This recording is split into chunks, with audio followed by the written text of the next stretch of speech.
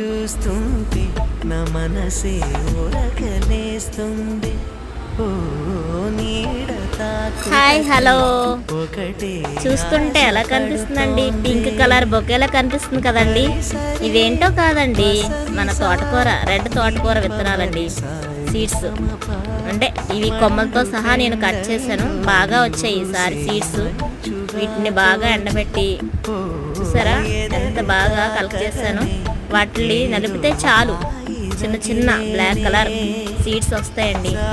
ఇవి మనం ఫిల్టర్ చేసుకొని దాని నుంచి ఆ సీడ్స్ని సపరేట్ చేసి ఒక గ్లాస్ బాటిల్లో మనం స్టోర్ చేసుకుంటే మనకి 1 ఇయర్ అంతా మనకి విత్తనాలు కొనాల్సిన అవసరం లేదండి. ఈ సీడ్స్ మనకి 1 ఇయర్ మొత్తం మనకి వేసుకోవడానికి సరిపోతుంది.